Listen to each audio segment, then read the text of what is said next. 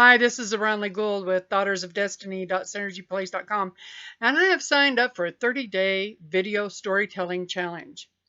And I'm just trying to connect the dots and connect the dots in my mind, and it's going round and around and around, and I'm trying to connect them the best I can. And then that little blue dot comes on, and it's like, oh my gosh, how am I going to connect everything? And then pretty soon my brain is talking to myself, and I get a little tongue-tied, to tell you the truth. But I just want to tell you a story. Back in the day, I used to work at a big box retail store. I worked there for about 15 years. And I did, for the most part, enjoy my job. I really love my customers. And one day I was checking these people out. It must have been about the second Christmas. And I kept checking them out, and I asked them how their day was. Fine. I asked them if they'd found everything that they were looking for, and the guy said, I wasn't looking for anything, lady, when I came into this store. I hate Christmas and I hate shopping. And I said, you hate shopping? And he goes, yeah. And I go, geez. And I thought only my husband hated shopping. He goes, no, I can't figure out why we buy stupid presents for stupid people that we really don't like, and we have to go shopping for them at Christmas time. I said, yeah, that's kind of a problem, isn't it? And he said, yeah. And I said, well, one time I asked my husband, why is it that men just hate to shop? Why is it? And he said, well, you know what? If you knew our story, if you stood in our shoes, you'd know.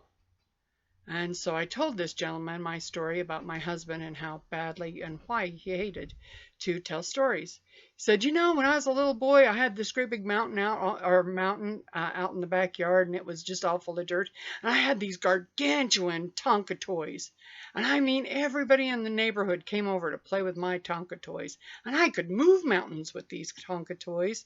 And he said, so I'd just get my Tonka toy and make all the noises. And I would build a great big mountain. And then it would be so intense that when my nose would run, would I have time to go wipe my nose? Oh, heck no, I'd take my dirty hand. I would wipe my nose off onto my face, and then I'd burn with my big Tonka toys. And then pretty soon I'd hear the door slam, and my mom would come out and say, we have to go shopping now. You get in here and you need to get your face washed and you need to get your clothes changed. And it's like, no, Mom, no, I'm in the middle of building the biggest mountain of my career. And she says, now come on. You've got to come in and we've got to go to the store. So he reluctantly, after she calls him 3 or 4 times, he runs to the back porch and she starts to take off his shirt and change his shirt, and tells him to go change his pants. He changes his pants. She washes his face with this really cold washcloth that he's not really sure where it's been.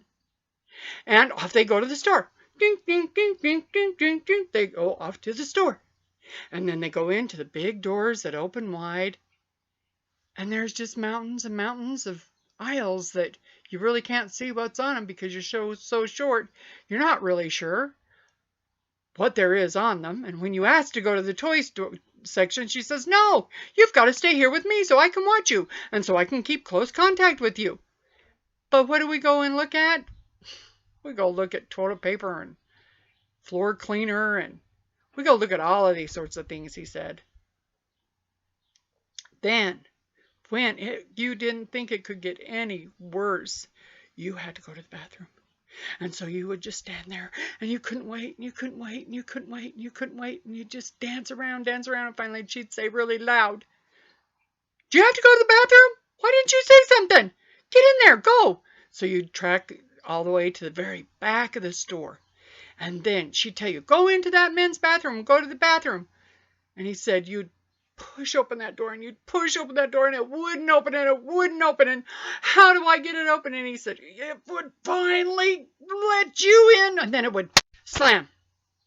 And then you would wonder, am I ever going to get out of here, or will I be forever in the big store's bathroom?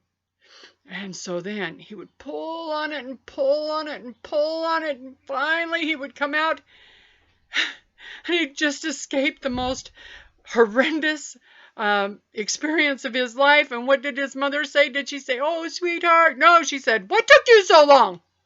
He goes, "So tell me, why would I or any other man really want to go shopping?"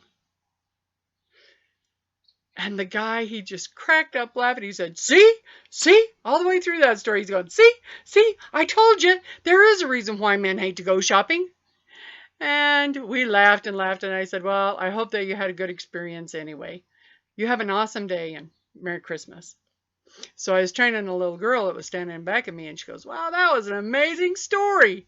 And I said, it was. And she goes, yeah, Dad, what did your husband say after that? I go, I don't know. And she goes, well, why don't you know? And I go, because, honey, every single solitary word of that story was a made-up story.